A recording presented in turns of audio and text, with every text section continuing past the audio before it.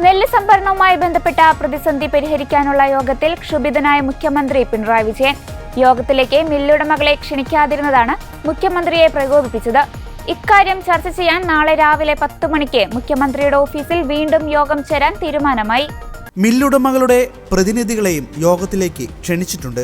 ധനമന്ത്രി KN ബാലഗോപാൽ, ഭക്ഷ്യ പൊതുവിതരണ മന്ത്രി GR അനിൽ, വൈദ്യുതി മന്ത്രി K കൃഷ്ണൻകുട്ടി, കൃഷിമന്ത്രി P പ്രസാദ് എന്നിവരാണ് മുഖ്യമന്ത്രി വിളിച്ച യോഗത്തിൽ പങ്കെടുത്തത്.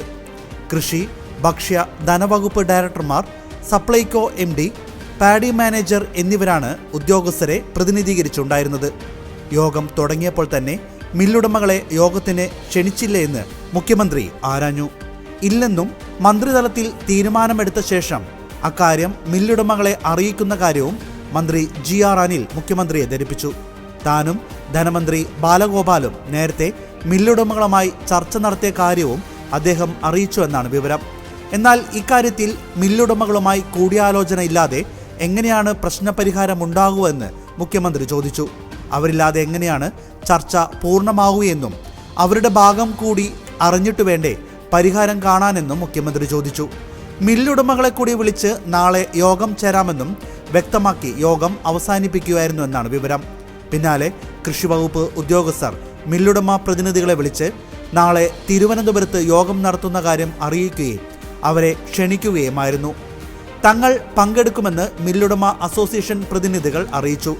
സപ്ലൈകോടെ നെല്ല് സംഭരണം മുടങ്ങിയ സാഹചര്യത്തിൽ നിർണായക യോഗത്തിന് ഇടഞ്ഞു നിൽക്കുന്ന CPI മന്ത്രിമാർ എത്തുമെന്ന് സംശയമുണ്ടായിരുന്നു.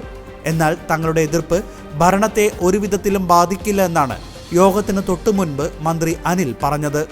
ഈ സീസണിലെ നെല്ലു സംഭരണത്തിന്റെ വില നിശ്ചയിച്ച് സർക്കാർ ഉത്തരവിറക്കാത്തതിനാലും ഇടഞ്ഞു നിൽക്കുന്ന മില്ലുടമകളെ അനുനയിപ്പിക്കാൻ സാധിക്കാത്തതിനുമായിരുന്നു സംഭരണം ആരംഭിക്കാത്തത്.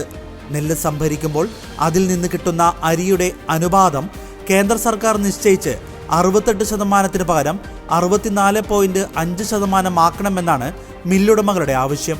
ഇത് അംഗീകരിക്കാൻ സാധിക്കാത്ത സാഹചര്യത്തിൽ അധിക ബാധ്യത സർക്കാർ വഹിക്കണമെന്നും ഭക്ഷ്യവകുപ്പ് ആവശ്യപ്പെടുന്നു.